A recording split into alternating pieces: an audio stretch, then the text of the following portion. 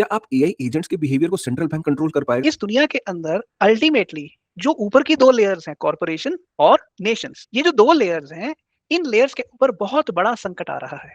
AI एक ऐसी technology है जो टेक्नोलॉजी दुनिया के अंदर वो चीज शुरू कर रही है जो दुनिया में आज से पहले नहीं हुई थी। आप जैसे जैसे एम्प्लॉइज को निकालते जाएंगे, आप अगर ये सोचते हैं कि आपकी कमाई बढ़ती जाएगी, आपका प्रॉफिट बढ़ता जाएगा, तो ये सच नहीं है। अब स्थिति जो खराब हो रही है उसको खराब होने से बचाए कौन? लॉन्ग रन में ये जो वायरस है ये सभी को तबाह करेगा, क्योंकि वो जिसको आप निकाल रहे हो वो कंज्यूमर भी है। एक देश के अंदर एआई सबसे पहले जिन लोगों की नौकरियां खाएगा वो होंगे IT employees, hmm, accountants, lawyers, marketers, diagnostics के अंदर काम करने वाले बड़े बड़े डॉक्टर। ये जो एआई ले ऑफ ट्रैप शुरू हुआ था, ये छोटा नहीं होगा, ये बड़ा होता जाएगा।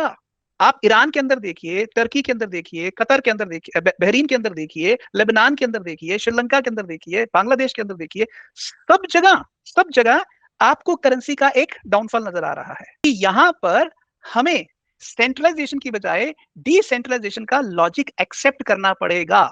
आज हम एक ऐसे कगार पर आ गए हैं कि सेंट्रलाइज्ड कॉरपोरेशंस और सेंट्रलाइज्ड बैंकिंग वाली फिएट करेंसीज अब हमें एक्सक्लूसिवली बचाने की स्थिति में नहीं है। ब्लॉकचेन और टोकनाइजेशन वही इंपैक्ट नेटवर्क के जरिए क्रिएट करती हैं जो सेंट्रलाइजेशन के जरिए नेशंस करती हैं। कि हम एक ऐसे समय में जा रहे हैं जहां आज से 100 साल पीछे या 200 साल पीछे अगर आप चले जाएं तो दुनिया में सेंट्रल बैंक्स नहीं हुआ करते थे, करेंसीज डिसेंट्रलाइज्ड हुआ करती थी। फ्यूचर कुछ इस तरीके का आने वाला है कि सर्वाइवल के लिए people will be doing multiple jobs and freelancing, छोटा मोटा गिग इधर, छोटा मोटा गिग इधर, गुग इधर, वो ये कर कुरा के 20-25 हजार 50 हजार की रेंज में दुनिया सिमट जाएगी। एआई की दुनिया के अंदर अगर क्रिप्टो को ग्रो करना है तो क्रिप्टो का जो लॉजिक होना चाहिए वो ह्यूमन केयर होना चाहिए। अभी ये भी कब तक कोई भी गवर्नमेंट ये काम कर पाएगी?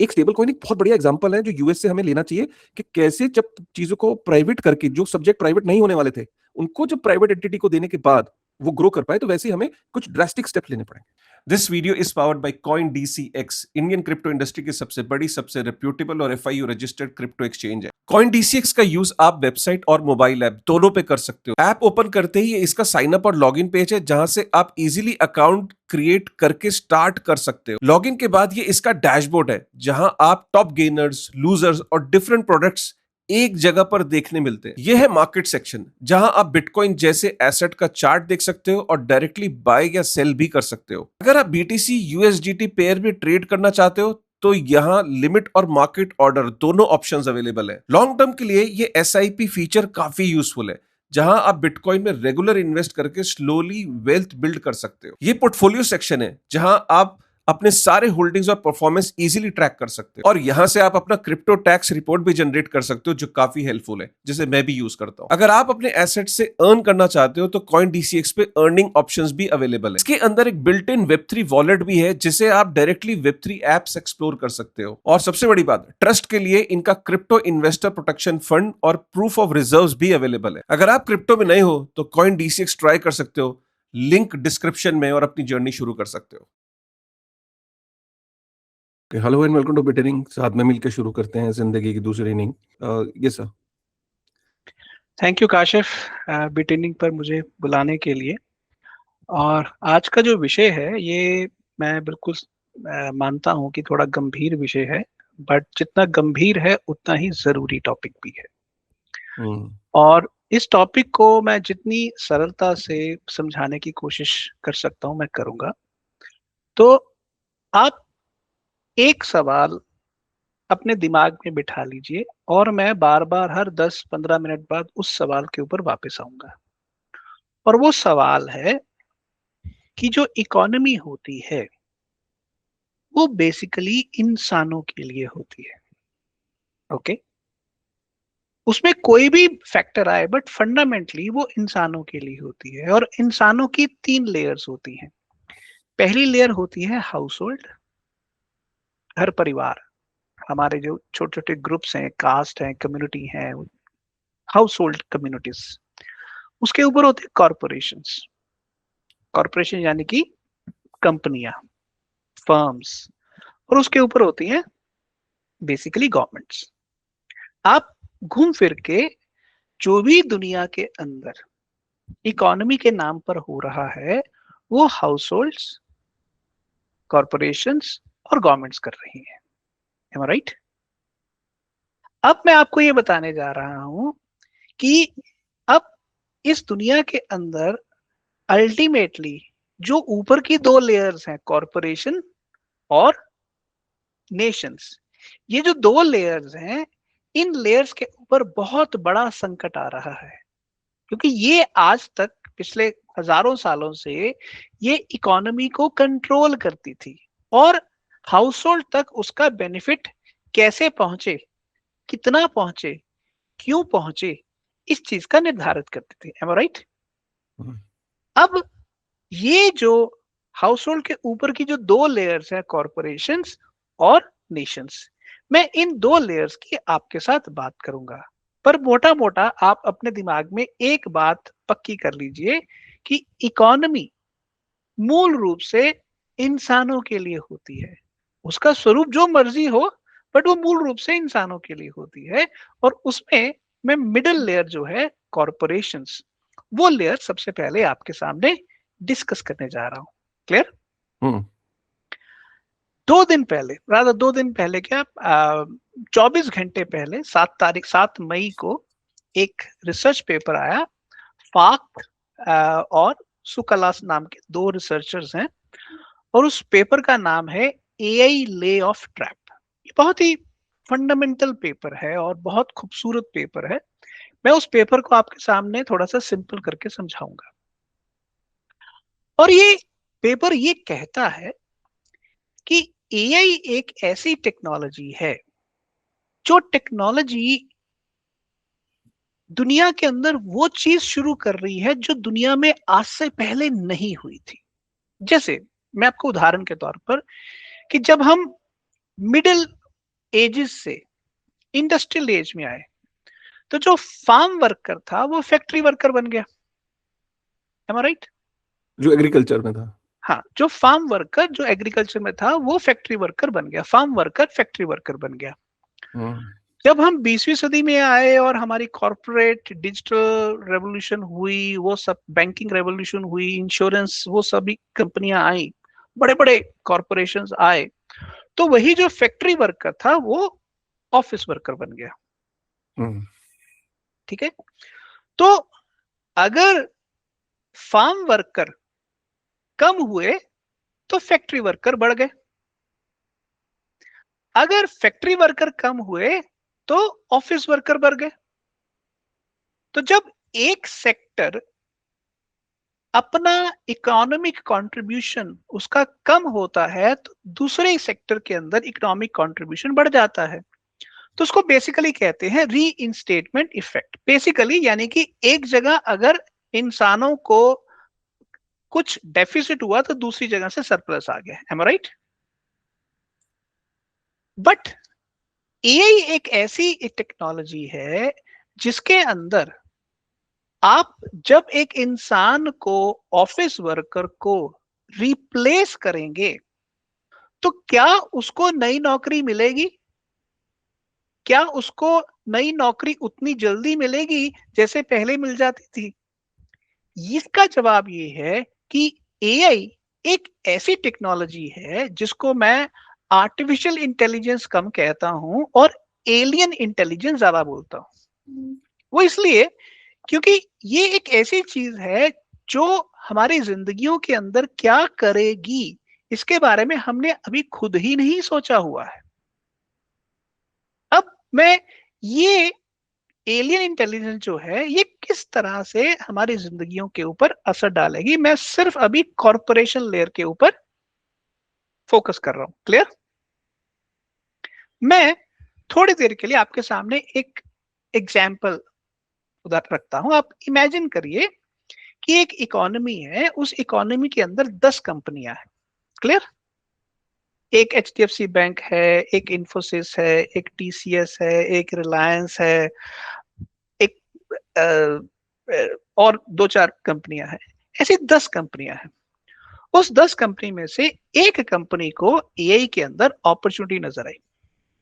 ठीक? उसने अपॉर्चुनिटी नजर आई तो उसने क्या किया, उसने कहा कि यार मेरे पास तो 2 लाख कर्मचारी काम करते हैं, मैं उन 2 लाख कर्मचारियों में से 20,000 को छांटी कर देता हूँ। M I right?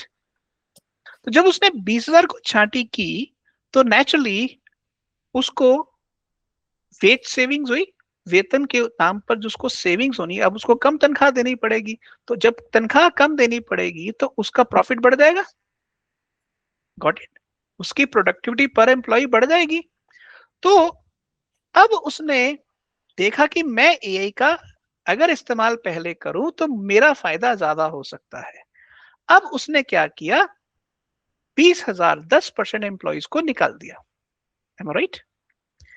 पर सवाल ये है कि अगर वो इकोनॉमी 10 कॉरपोरेशंस की बनी हुई है और वो जो एम्प्लॉय उस कंपनी से कमाता था वो 10 कंपनियों के ऊपर खर्च करता था।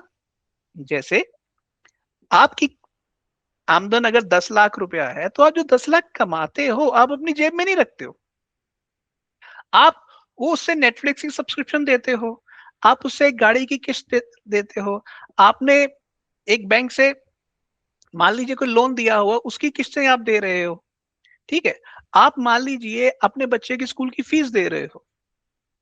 Got it?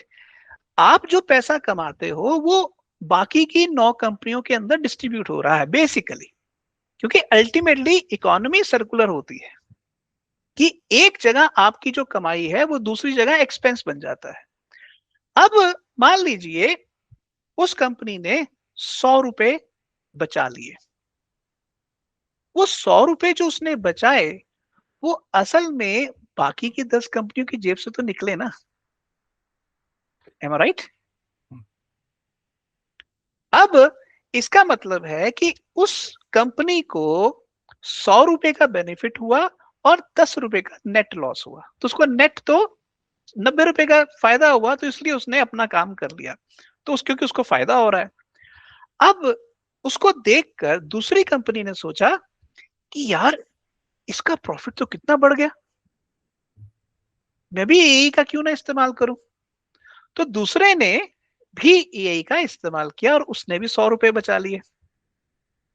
अब जब उसने भी 100 रुपए बचा लिए तो नेचुरली वो पहले 10 और अब 10% के हिसाब से अगर देखा जाए तो वो 80 रुपए कहां जा रहे हैं, वो 80 रुपए बेसिकली बाकी के 8 प्लेयर्स की पॉकेट में से जा रहे हैं। M I right? क्योंकि एम्प्लॉय की तनख्वाह तो गायब हो रही है, जब उसकी तनख्वाह गायब हो रही है तो कंपनी एक ने अपने पैसे बचा लिए, कंपनी बी ने अपने पैसे बचा लिए, पर कंपनी नंबर 3 से लेकर नंबर 10 उनका तो शेयर कम हो रहा है, क्योंकि जो वर्कर कमा रहा है कंपनी ए में वो कंपनी सी डी ई में कंज्यूमर भी तो है।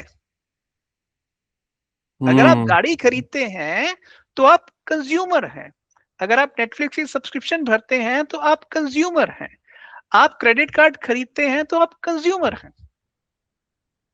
अब अगर वर्कर कमा ही नहीं रहा है, अगर वो अर्न ही नहीं कर रहा है तो वो कंज्यूम क्या करेगा, तो जो उसका कंजम्पशन था वो बाकी की 8 कंपनियों की कमाई था। क्लियर? मैं उस पेपर की बात कर रहा हूं जिसका नाम है एआई ले ऑफ ट्रैप, कि ले ऑफ जो होता है थोड़ी देर में आपको लगता है, शॉर्ट ड्यूरेशन में आपको लगता है कि आपका फायदा हो रहा है, बट जब कंपनी ए ने किया तो 9 का नुकसान हुआ, ए का थोड़ा नुकसान हुआ, क्योंकि उसकी जो कमाई थी वो 10 प्लेयर्स में बंटनी थी, अब बस उसमें से 10 प्लेयर्स में से उसका नुकसान सिर्फ 10 हुआ। बट अब मान लीजिए दूसरी कंपनी ने भी कर दिया, अब क्या हुआ, अब वो जो नेट फायदा उसका 90 था, अब वो फायदा और कम हो गया। Got it? अब वही काम तीसरी कंपनी ने किया, तो अब लॉस और बढ़ गया। नेट हो क्या रहा है, नेट ये हो रहा है कि जो ले ऑफ हो रहा है बाकी कंपनियों की कमाई घट रही है। कंपनी ए की कमाई भी घटती है पर थोड़ी घटती है, कंपनी बी की कमाई घटती है पर थोड़ी घटती है, पर जैसे जैसे कंपनी सी, कंपनी डी, कंपनी ई, कंपनी एफ वो होता जाता है, तो नेट रिजल्ट क्या होता है? नेट रिजल्ट ये होता है अगर 10 की 10 कंपनियां अपने एम्प्लॉइज कम करें तो नेट रिजल्ट ये नहीं होगा कि company A B C D सबको फायदा होगा, उन सबको नेट नुकसान ये होगा कि अगर उन्होंने एम्प्लॉइज निकाले हैं तो अल्टीमेटली नेट कंजम्पशन डाउन चला जाएगा। Am right?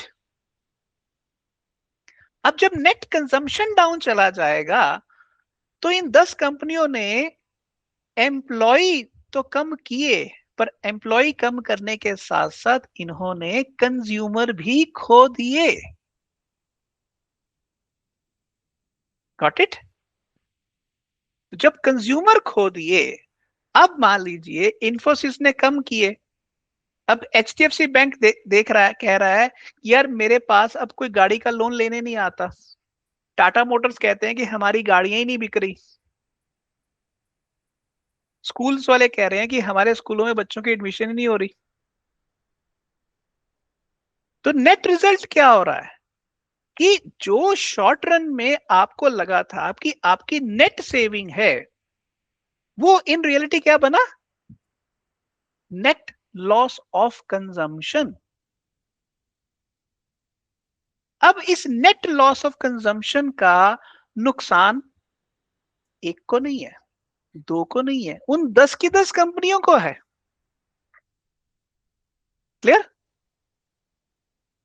अब उन्होंने कहने को जो सेविंग की थी, जैसे ही वो एक सर्कल घूमेगा तो वो देखेंगे कि उनको जितना फायदा होना चाहिए था उतना फायदा नहीं हुआ। M I right Kashif?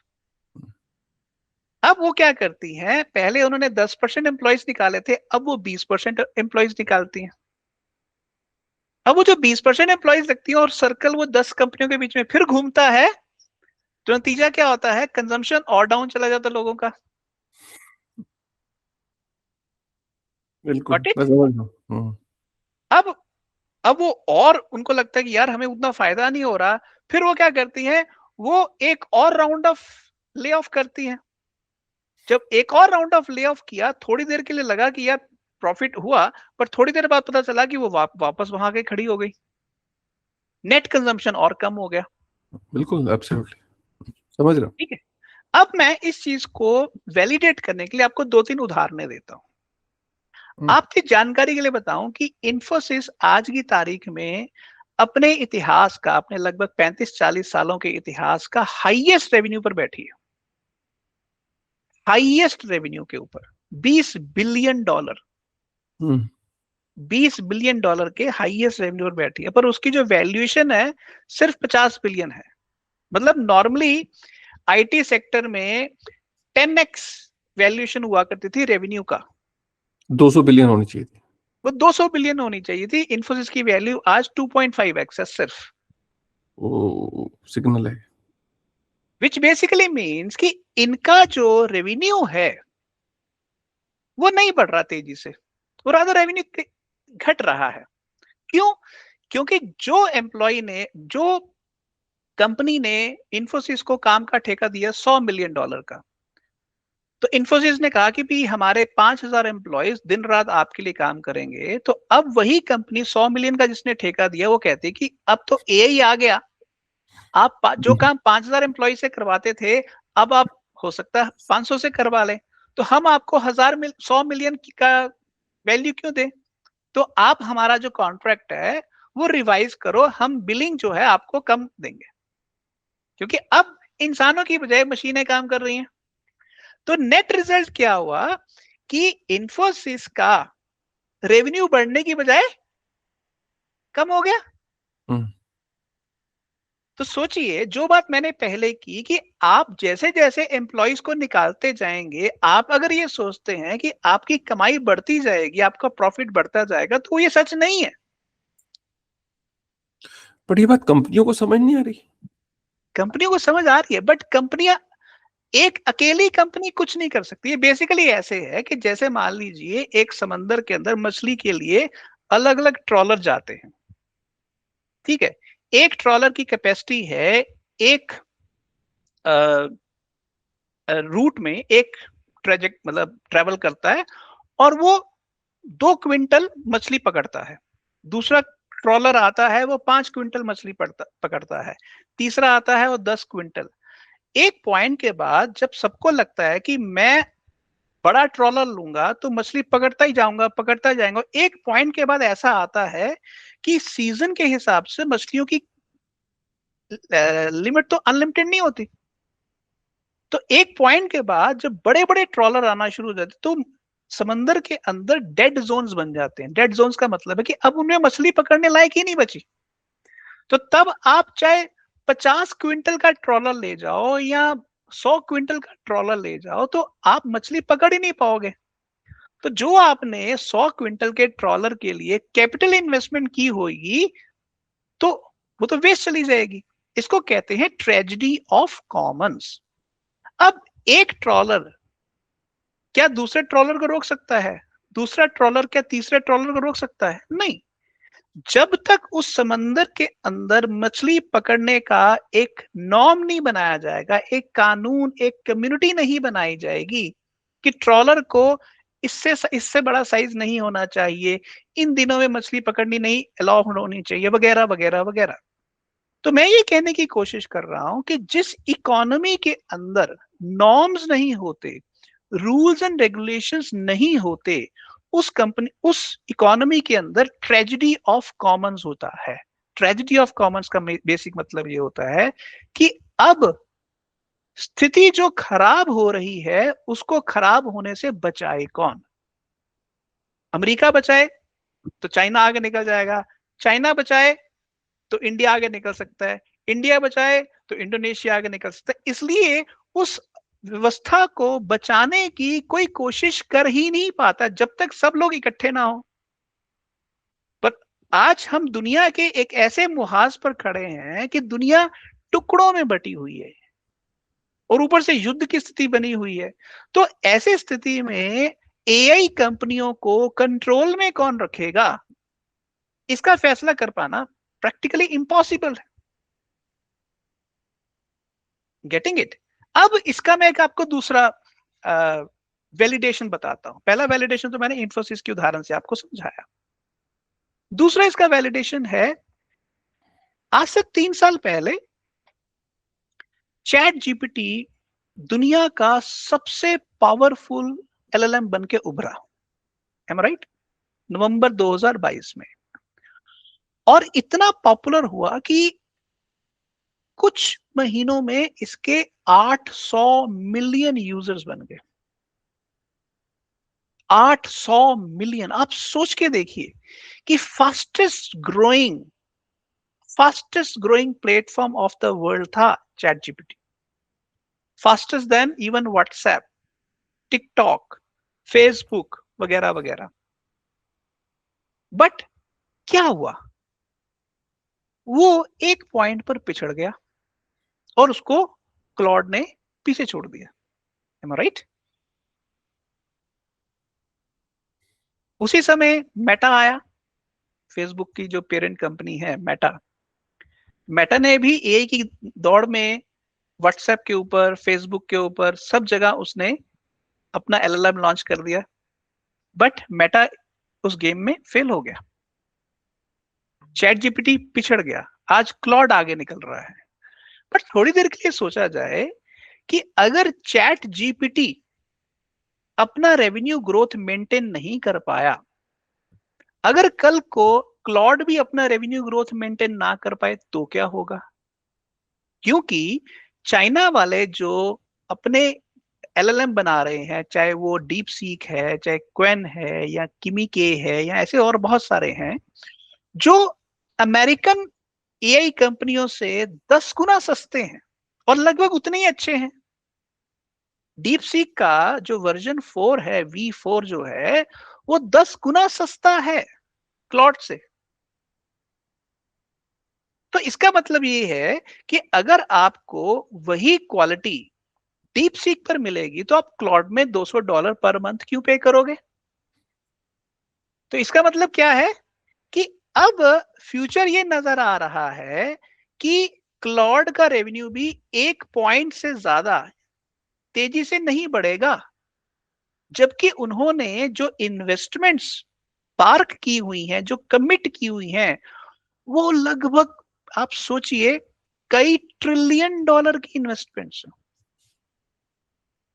आपकी कमाई उतनी तेजी से बढ़ नहीं रही और आपने खर्चों की जो कमिटमेंट अगले 10 साल के लिए की हुई है वो ट्रिलियंस ऑफ डॉलर्स में की हुई है। तो इसका मतलब क्या है? आज माइक्रोसॉफ्ट, गूगल, amazon जैसे, ओरेकल जैसी कंपनियों ने अपने रेवेन्यू का 60 से 70% रेवेन्यू का 60 से 70% एआई के लिए डेडिकेट किया हुआ है। अगर और ये इतना ज्यादा कैपिटल है कि बड़ी बड़ी सरकारें, अमेरिका जैसी सरकार भी इतना खर्चा नहीं कर पाती जितना उन कंपनियों ने एआई के लिए डेडिकेट किया हुआ है। बट जितनी तेजी से एक्सपेंस बढ़ रहा है उतनी तेजी से रेवेन्यू नहीं बढ़ रहा है। इसका मतलब क्या है? इसका मतलब है जहां से मैंने शुरू किया था, AI lay off trap. AI lay off trap का मतलब है कि आप समाज के अंदर अगर लोगों को छांटी करेंगे, लोगों को ले ऑफ करेंगे, वर्कर्स की सैलरीज को घटाएंगे या वर्कर्स की छुट्टी कर देंगे, तो शॉर्ट रन में 2 4 6 महीने, साल 2 साल हो सकता है आपको फायदा हो। बट जैसे ही वो पीरियड, वो चीज बाकी कंपनियां भी करना शुरू कर देंगी, समाज के अंदर बाकी कॉरपोरेशंस भी करना शुरू कर देंगे, तो नतीजा ये होगा कि नेट कंजम्पशन बढ़ने की बजाय डाउन हो जाएगी। और जब नेट कंजम्पशन डाउन होएगी तो वो सभी कंपनियों की होएगी, विच मीन्स रेवेन्यू बढ़ना या तो स्लो हो जाएगा या वो डाउन जाना शुरू हो जाएगा। आप इस चीज को थोड़ा सा ध्यान से जब देखेंगे तो आप पाएंगे कि एआई का एडॉप्शन तो बढ़ रहा है पर एआई कंपनीज का रेवेन्यू क्यों नहीं बढ़ रहा? तो उस सवाल का जवाब मेरे इस एक्सप्लेनेशन से आपको क्लियर हो जाएगा। राइट। मैं इसको जो समझ पाया अभी तक वो ये कि जितने भी लोग हमें सुन रहे हैं कि सिंपल सी बात है कि एक आदमी, अगर ये एक वायरस की तरह फैल गया कि कॉरपोरेशंस ने अपनी बुक्स की प्रॉफिटेबिलिटी बढ़ाने का जो एक ग्रीड है, ये सब ग्रीड हर एक में होता है, कंपनीज में भी होता है। कंपनीज को अल्टीमेटली प्रमोटर्स होते हैं जिनको उनको शेयर होल्डर्स होते हैं जिनको उनको वैल्यू देनी है, क्योंकि उनकी रेलेवेंस बनी रहे। और हर क्वार्टर एक नंबर आता है कि अर्निंग पर शेयर, और इनका कहते नहीं कि यार अरे ये बड़ा अच्छा क्वार्टर का रिजल्ट आया, बड़ा अच्छा क्वार्टर का रिजल्ट आया, कंपनीज के ऊपर यही प्रेशर होता है। और इस टाइम कंपनियों के अंदर जो मैनेजर्स है ना, जो सीईओज हैं, वो इतने लेजी हैं कि सेल्स को फोकस करने की बजाय या अपने प्रोडक्ट को इंप्रूव करने की बजाय बॉटम लाइन पे हिट मार रहे हैं, ये बहाना बना के कि एआई आ गया है जी, कॉस्ट को कम कर दो, प्रॉफिटेबिलिटी बढ़ गई। प्रॉफिटेबिलिटी बढ़ाने के दो तरीके होते हैं, एक तो होता है अपने प्रोडक्ट को अच्छा करके सेल्स कर बढ़ा लो, अपलाइन बढ़ा लो, और एक होता है कि अपने बॉटम लाइन में जो लड़के हैं एआई का बहाना बना के कि जी हमारे पास 1 लाख बंदे थे, 20,000 निकाल दिए, 20,000 बंदों की तनख्वाह बच गई तो प्रॉफिट हो गया। तो आपका अर्निंग पर शेयर बढ़ जाता है, आपका रेवेन्यू बढ़ गया, आपका प्रॉफिटेबिलिटी, आपका कॉस्ट सेंटर बढ़िया हो गया, बल्ले बल्ले हो गई। अब ये एआई का जो बहाना बना के सर का, मैं बिल्कुल, बहुत ही बढ़िया टॉपिक है बाय द वे, कि कंपनियों के पास ये बहाने मिलेंगे। कंपनियां, एक कंपनी सोचेगी कि मैं ये करके अपनी प्रॉफिटेबिलिटी बढ़ा लूं, बट लॉन्ग रन में ये जो वायरस है ये सभी को तबाह करेगा, क्योंकि वो जिसको आप निकाल रहे हो वो कंज्यूमर भी है। यस। और जिस पर्टिकुलर चीज का कंज्यूमर है, हो सकता है कि आपने जिस बंदे को निकाला है वो, जब किसी प्रोडक्ट की जब सेल डाउन जाएगी, हो सकता है आपका प्रोडक्ट उसका इनपुट हो, उसका रॉ मटेरियल हो। यस। यस। आप सो इसको इसको इस तरह से देखिए।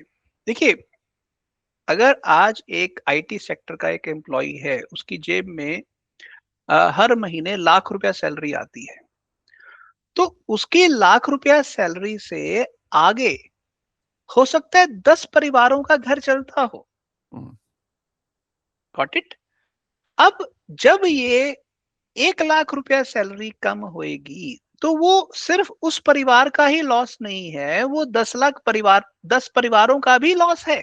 हम्म, तो नेट जो है, अगर कंजम्पशन 11 परिवारों की कम हो रही है तो उस कंजम्पशन के लॉस को ओवरकम करने का एक ही तरीका है कि नई जॉब क्रिएट हो। अगर नई ये वो जॉब भी है, क्रिएट वो अगर भी है। नई जॉब क्रिएट नहीं हो रही है तो फिर रिप्लेसमेंट इफेक्ट किक इन नहीं करेगा। जैसे हम्म, फार्म वर्कर फैक्ट्री वर्कर बना, फैक्ट्री वर्कर ऑफिस वर्कर बना, यहां अब वो वर्कर जाएगा कहां? और बड़ा इंटरेस्टिंग एक और यहाँ पे मैं एंगल दे देता हूँ। जब ये कंपनियों की प्रॉफिटेबिलिटी नहीं बढ़ेगी ना, जैसे सेल्स डाउन हुई कंपनियों की, जैसे आपने बोला वैल्यूएशन नहीं बढ़ रही है, तो सरकारें क्या होती हैं, कंपनियों को बोलती हैं, चैम्बर्स बने होते हैं कॉमर्स के, वो कहते हैं यार हायर करिए लोगों को, बड़ी नीचे ना बहुत हमारा पॉलिटिक्स में वोट नहीं मिलेगी भाई, अनएम्प्लॉयमेंट का आंकड़ा बहुत बुरा आ रहा है, आप ना कमिटमेंट करिए। वो बोलेंगे सर हमारे ना सेल्स नहीं बढ़ रही। अब वो कहेंगे एक काम करो, हम इंडस्ट्री फोकस आपको पैकेजेस देते हैं, ठीक है। और क्या होगा, गवर्नमेंट्स क्या करेंगी, मनी प्रिंटिंग करेंगी, मतलब एक तो उनको लोन सस्ता देंगे कि यार तुम ना एक्सपैंड करो, ठीक है। अब बेसिकली ये एक तरीके का फ्री मनी होती है जो कंपनीज को, कॉर्पोरेशन को बड़े सस्ते दाम पे मिलती है। आपको तो सिबिल विबिल आपका चेक होता है ना यार, एक एक पॉइंट, अरे तुम्हारा वो क्रेडिट कार्ड है, मारूंगा तुम्हारे हैं। और कम कॉर्पोरेशन को क्या होता है, इनको फ्री मनी मिलती है, वो एक तरीके से बहुत लंबे लंबे टेन्योर के बड़े सस्ते रेट ऑफ इंटरेस्ट पे वो मिलते हैं। अब जब ये मार्केट में मनी प्रिंटिंग होगी तो एक तरफ बंदे निकाले जा रहे हैं, वो ट्रैप में कंपनियां फंस गई, कंपनियों के रेवेन्यू नहीं बढ़ रहे, इधर से गवर्नमेंट ने मनी प्रिंटिंग करी और मार्केट में बड़ी इन्फ्लेशन। अब बेचारा जो ऑलरेडी निकला हुआ था बंदा, वो अभी जूझ ही रहा था कि अचानक मार्केट में इन्फ्लेशन भी बढ़ने लगी। मैं उस पर आता हूँ, उस पर आता हूँ, उस पर हाँ, आता हूँ, तो उस पर बेसिकली ये आता हूँ। बड़ा ट्रैप है जिसमें गवर्नमेंट भी फंस जाएगी। हाँ, मैं उस पर आता हूँ। अभी उसी पर आ रहा हूँ। देखो, मैंने जहां से शुरुआत की थी कि इकोनॉमी इंसानों के लिए होती है और उसकी 3 लेयर्स होती हैं, हाउस होल्ड, कॉरपोरेशंस और नेशंस। राइट? अब हमने अभी सिर्फ मिडिल लेयर की बात की है, कॉरपोरेशंस।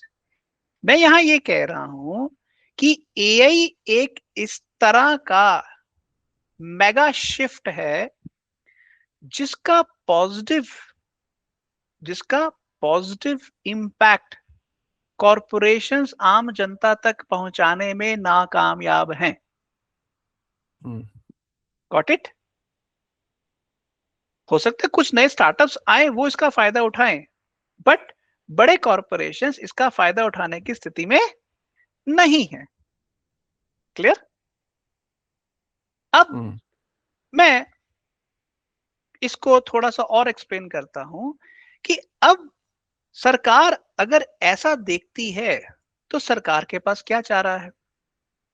हम्म, सरकार के पास, अगर एम्प्लॉयमेंट प्राइवेट सेक्टर नहीं दे रहा है और पब्लिक सेक्टर के अंदर भी हम्म, जॉब्स का चांस बहुत कम है, तो सरकार के पास अब क्या चारा बचता है? सरकार क्या यूबीआई देगी फिर आपको, यूनिवर्सल हम्म, बेसिक इनकम? हाँ, वो इलोन मस्क कह तो रहा है। ठीक है। पर अगर सरकार यूनिवर्सल बेसिक इनकम देगी तो क्या एआई वाली कंपनियां हम्म, लोगों की छांटी करना बंद कर देंगी? Answer is no. Hmm, got it? Hmm, तो दूसरी बात, क्या सारी सरकारें यूबीआई दे भी सकती हैं कि नहीं? हम्म। अमेरिका हो सकता है दे सके, पर क्या अफ्रीका के कंट्रीज दे सकते हैं? क्या इंडिया दे सकता है? क्या बांग्लादेश दे सकता है? बहुत ही स्थिति बड़ी खराब है, क्योंकि ये दे भी देंगे ना तो इट्स लाइक, अगर मेरी करेंसी की वैल्यू सपोज गिर के बहुत ड्रास्टिकली गिर गई डॉलर के सामने, तो मनी प्रिंटिंग करके भी कोई फायदा नहीं होगा। नहीं, देखिए, जैसे जैसे इंडोनेशिया में $1 ट्रिलियन आपने नोट लेके अंडे के, अगर 12 अंडे लेके आ रहे हो, ठीक है सपोज, $1 बिलियन का नोट लेके आप 12 अंडे लेके आ रहे हो, तो मतलब it is as good as worthless. अब मैं इसी स्थिति को अब दूसरी लेवल पर आपके सामने रखता हूं। सो पहले मैंने आपको कॉर्पोरेशंस आपके साथ शेयर किए, अब मैं आपके साथ शेयर करता हूं इकोनॉमीज, नेशंस की इकोनॉमीज। ओके, अब मुझे एक बात का जवाब दीजिए, एक देश के अंदर एआई सबसे पहले जिन लोगों की नौकरियां खाएगा वो होंगे IT employees, accountants, lawyers, marketers, diagnostics के अंदर काम करने वाले बड़े बड़े डॉक्टर्स, इस तरह की कैटेगरी के लोग। अब आप ध्यान से पाएंगे कि हिंदुस्तान के अंदर इनकम टैक्स का 90%, इनकम टैक्स का 90% सिर्फ 10 मिलियन लोगों से आता है, यानी कि पूरी पॉपुलेशन का 1% से भी कम, पूरी पॉपुलेशन का। जब आपका एम्प्लॉयमेंट कम हुआ तो आपका इनकम टैक्स भी कम होगा। जब आपका इनकम टैक्स कम हो रहा है तो नेचुरली लोगों की कंजम्पशन कम होएगी, कंजम्पशन कम होने से आपका जीएसटी भी कम हो जाएगा। तो जब आपका इनकम टैक्स भी कम हो रहा है, जीएसटी भी कम हो रहा है, तो डायरेक्ट टैक्स और इनडायरेक्ट टैक्स दोनों डाउन जा रहे हैं। तो जब दोनों टैक्स आपके डाउन जाएंगे तो आपका फिस्कल डेफिसिट बढ़ जाएगा। और ऊपर से अगर ईरान जैसी वॉर के कारण आपके करेंसी क्राइसिस आ गया तो आपका इंपोर्ट बिल बढ़ गया। तो एक तरफ इंपोर्ट बिल बढ़ रहा है, दूसरी तरफ फिस्कल डेफिसिट बढ़ रहा है, तीसरी तरफ करेंसी आपकी डाउन जा रही है, तो आप तो चारों तरफ से घिर गए। तो एक तरफ एआई और दूसरी तरफ जियोपॉलिटिकल क्राइसिस, जब ये दोनों चीजें हिट करेंगी तो उस सिचुएशन के अंदर ये जो एआई ले ऑफ ट्रैप शुरू हुआ था ये छोटा नहीं होगा, ये बड़ा होता जाएगा। और आज हम एक साल के अंदर हमारी इकोनॉमी के अंदर ₹85 एक डॉलर के मुकाबले में ₹95 एक डॉलर हो गया। आप ईरान के अंदर देखिए, टर्की के अंदर देखिए, कतर के अंदर देखिए, बहरीन के अंदर देखिए, लेबनान के अंदर देखिए, श्रीलंका के अंदर देखिए, बांग्लादेश के अंदर देखिए, सब जगह आपको करेंसी का एक डाउनफॉल नजर आ रहा है। तो इसका मतलब क्या है कि ये जो सेकेंड लेयर है नेशंस की, ये भी एक ऐसे पॉइंट की तरफ जा रही है एआई और जियोपॉलिटिकल ट्रैप के कारण, जो आपको नहीं बचा पाएगी। विच बेसिकली मीन्स कि अब सवाल ये आता है कि ये क्यों नहीं बचा पाएंगी। इसका कारण है कि हम बात कर रहे हैं सेंट्रलाइज्ड एआई की। सेंट्रलाइज्ड एआई का मतलब है कि एआई की जितनी सर्विसेज हैं वो मोटी मोटी 5-10 कंपनियां ही कंट्रोल कर रही हैं। अब यहां पर बात आती है कि अगर हमें इस आने वाले ह्यूज क्राइसिस से बचना है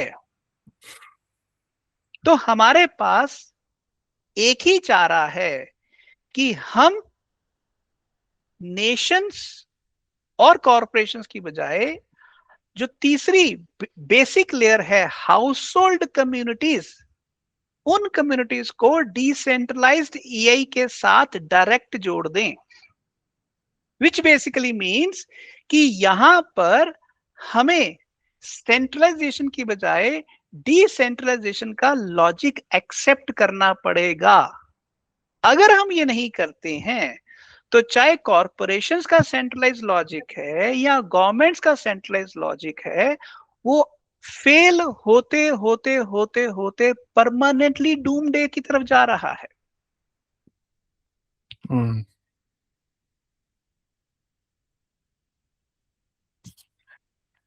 इसके सोल्यूशन पे ना सर एक मुझे लगता है एक सेपरेट वीडियो ऑफ कोर्स मैं उसका मैं इसमें बेसिकली क्या है ना, देखिए कहना तो ये सब आसान है देखिए, और इसको सुन के लोग भयभीत भी होते हैं। और मैं ऐसे 2 व्यक्ति को जानता हूं जिन्होंने अपने शादी का बजट 15 से 20 लाख रुपए का रखा हुआ था अभी, तो वो बोलते हैं कि भाई ऐसा है कि अब ना ये शादी को सिंपल करेंगे, ठीक है। तो मैंने कहा क्या हो गया भाई, तेरा तो प्लान सही था बहुत।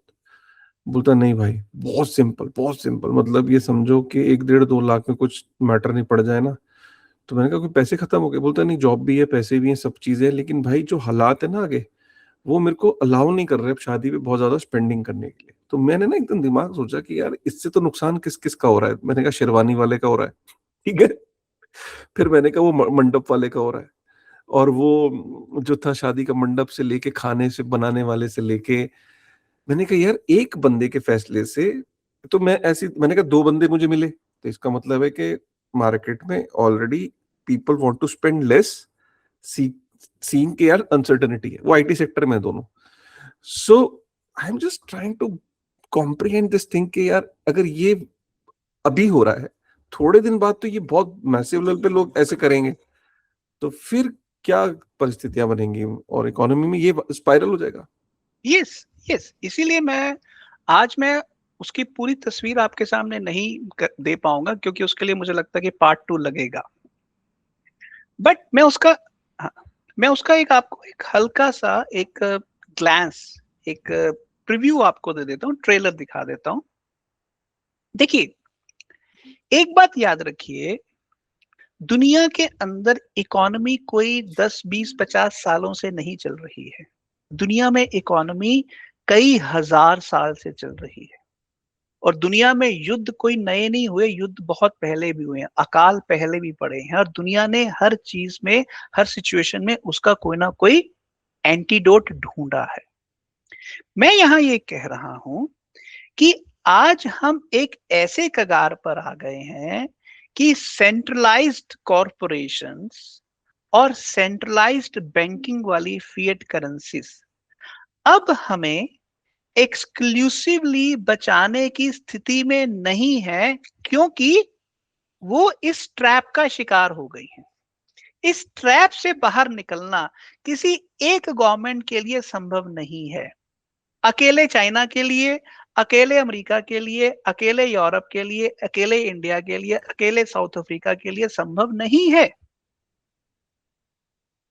इसके लिए आपको सेंट्रलाइजेशन के फ्रेम से बाहर निकलना पड़ेगा और डिसेंट्रलाइजेशन के फ्रेम में आना पड़ेगा। और ये जो डिसेंट्रलाइजेशन का फ्रेम है, ये आपको एक बात कहता है, ये कहता है कि दुनिया के अंदर जो भी नेटवर्क बनता है, उस नेटवर्क के अंदर वैल्यू क्रिएट करने वाले भी इंसान होते हैं और वैल्यू कंज्यूम करने वाले भी इंसान होते हैं। हालांकि उसको एग्जीक्यूट करने वाले इंसान की बजाय मशीन हो सकते हैं। Am I right? आप थोड़ी देर के लिए सोचें कि अगर आज रुपी एक सर्कुलर इकोनॉमी है। क्यों सर्कुलर इकोनॉमी है? आरबीआई इशू करता है, कॉर्पोरेशन जो हैं, खासकर जो बैंकिंग कॉर्पोरेशन है, इसको एक्सपैंड करते हैं, इसको एलोकेट करते हैं, इसकी वैल्यू को, और उसके ऊपर सरकार ने एक टैक्सेशन सिस्टम लगाया होता है, direct and indirect taxation system. उसके बदले में सरकार को पैसे मिलते रहते हैं और एक्सपेंस और रेवेन्यू का गेम खेला जाता रहता है। बट सवाल है कि अब ये गेम उस तरह से खेला जाना पॉसिबल नहीं रहेगा आने वाले समय में। तो जब वो खेल नहीं खेला जा पाएगा, तो सरकार का क्राइसिस आएगा, सरकार की लेजिटिमेसी का क्राइसिस आएगा।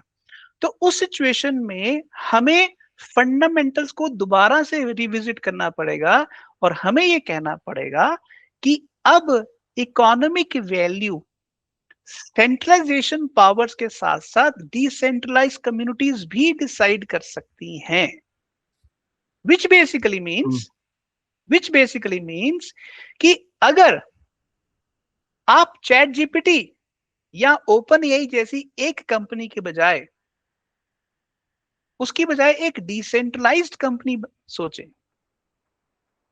और आज डिसेंट्रलाइज्ड कंपनी के लेवल पर अगर आप ध्यान से देखें, तो दुनिया के अंदर डिसेंट्रलाइज बहुत सारी कंपनियां हैं, और उस डिसेंट्रलाइजेशन के आर्किटेक्चर को घुमाने के लिए कौन सी चीज सबसे इंपॉर्टेंट है?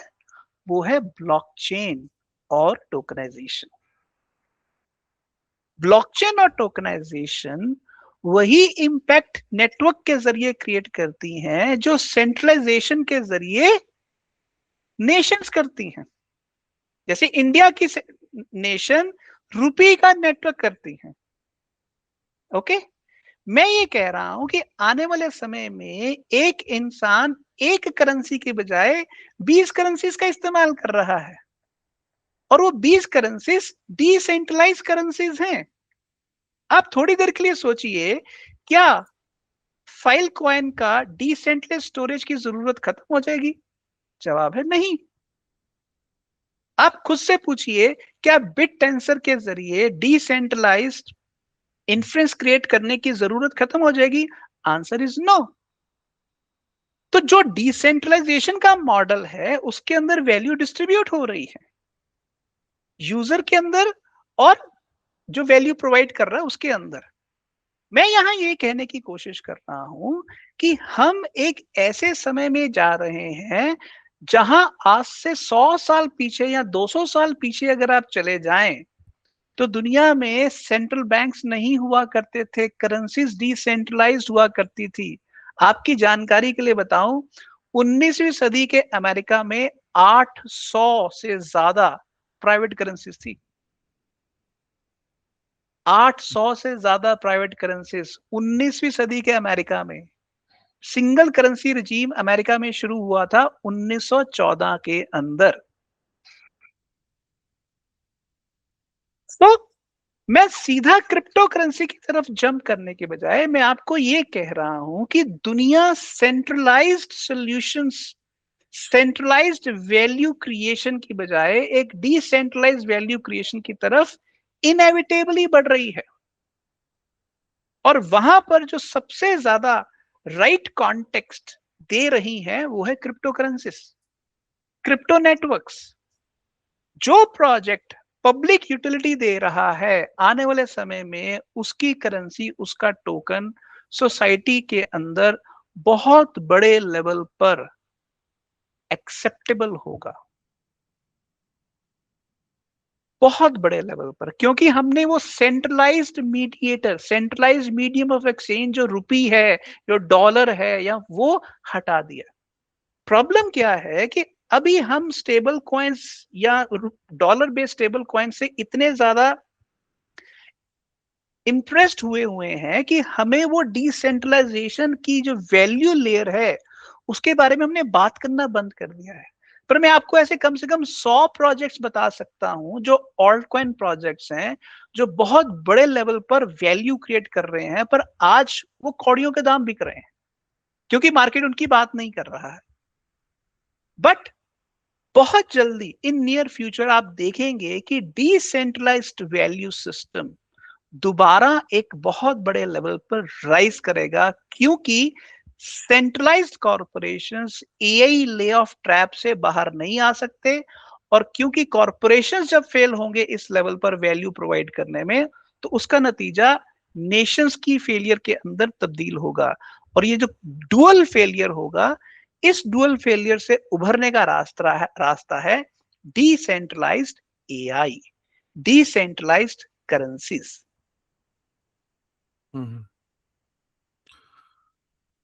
बिल्कुल। और बेसिकली क्या है कि ऐसे टाइम पे हर चीज के डायनामिक्स चेंज होंगे, चाहे आपके जब the way you invest, the way you, because ultimately companies के रेवेन्यूज जैसे हमने डिस्कस किया, तो कंपनीज के कोई खासा एआई के आने के बाद, और वो दिख ही रहा है भी, जैसे इन्फोसिस का एग्जांपल दिया, सो कोई ऐसा नहीं कि कोई बहुत एक्सपोनेंशियल वैल्यू बढ़ने वाली, स्टॉक मार्केट्स में भी कुछ करेक्शंस आ सकती हैं। तो आपके तो लोग ये कहते हैं कि सिल्वर बहुत, अब देखिए ना, सिल्वर भी क्या है ना, मैन्युफैक्चरिंग में यूज होता है।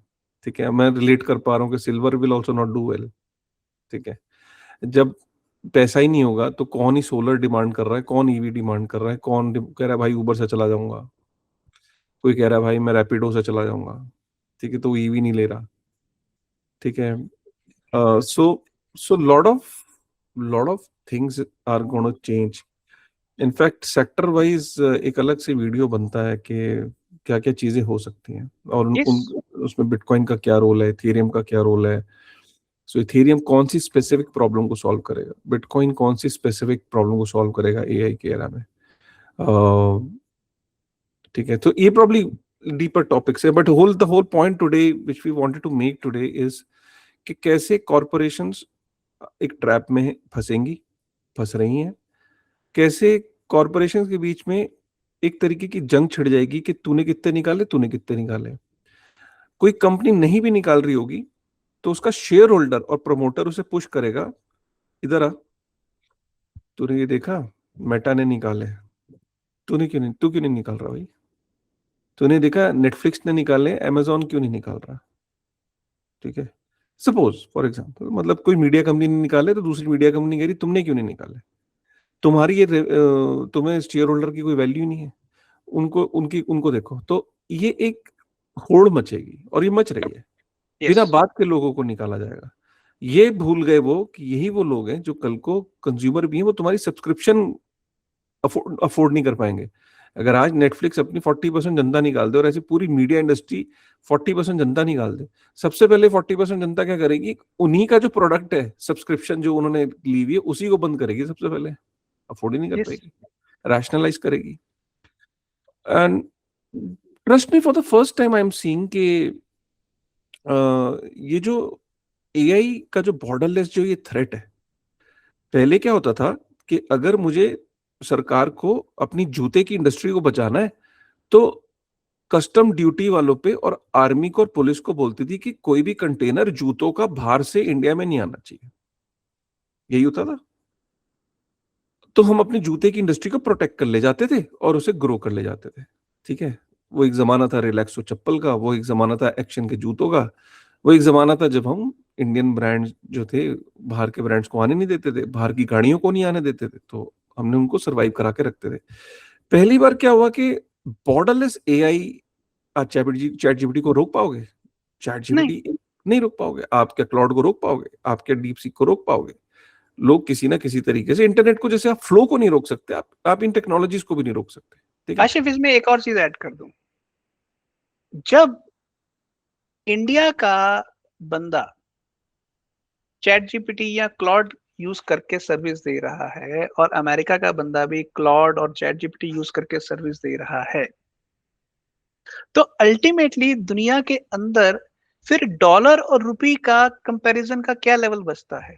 जब दोनों जगह आपकी नेट लेबर वैल्यू कम होती जा रही है, तो उसमें फिर दो डिफरेंट करेंसीज की कोई वैल्यू का तुक ही नहीं बचेगा। अल्टीमेटली दोनों का इकोनॉमिक लेवल, चाहे अमेरिका के लेबर का है या इंडिया के लेबर का है, वो लगभग एक जैसा हो जाएगा। एग्जैक्टली। हम्म इसलिए बाकी मेरे को ये भी लगता है कि यूबीआई से पहले एक फेज आएगा, ये मैं बहुत जगह बोलता हूँ, आई डोंट नो कितनी इस बात पे सच्चाई है। एक फेज ये आने वाला है दुनिया में कि हर बंदा एक ब्रैकेट के अंदर इनकम कमा रहा होगा, जैसे कि जिसको हम गिग इकोनॉमी कहते हैं ना। जैसे आज मैं बोलूं कि आप अपनी छत पे खड़े हो और आवाज लगाओ जोर से, एक हाइपोथेटिकली, कितने लोग हैं जो 20 से 25 हजार रुपये महीना कमाते हैं, तो आप बेर मिनिमम लेके चलो कि आप 60 से 70% लोग हाथ उठा लेंगे। फिर आप बोलो 25 से 50 हजार कितने कमाते हैं, कम हो जाएंगे। फिर 50 हजार से ऊपर बहुत कम, और 1 लाख से ऊपर तो भाई मतलब किंग है। ठीक है, सो ये फ्यूचर कुछ इस तरीके का आने वाला है कि सर्वाइवल के लिए people will be doing multiple jobs and freelancing, छोटा मोटा गिग इधर, छोटा मोटा गिग इधर, गुग इधर, वो ये कर कुरा के 20-25 हजार 50 हजार की रेंज में दुनिया सिमट जाएगी। ठीक है, तो ये प्रोबेबली पहले फेज ये आएगा, और उसके बाद ये इनफ नहीं पड़ेगा फ्यूचर में, क्योंकि मैंने आपको बोला ना, सरकारें प्रेशर बनाएंगी कॉर्पोरेशन को, कॉर्पोरेशन रिवर्स प्रेशर बनाएंगी कि पैसे दो, पैसे दो। सरकारें कहेंगी तुम तो कुछ कर नहीं रहे, चलो मेरे को इंफ्रास्ट्रक्चर कुछ बढ़ाने दो, मेरे को नई सड़क डालने दो, मेरे को ये करने दो। तो ये इन कामों में आपको एक गिग इकोनॉमी जैसे होती है वो डेवलप हो जाएगी। जैसे आज प्रोंटो अगर ऐप पे आप देखो तो जरूरी नहीं है कि वहां पे मेड्स भी जा रही हैं, अच्छे घर की मतलब डिसेंट लोग भी उसमें कल को एम्प्लॉय होंगे और आप कहोगे कि यार व्हाट इज दिस।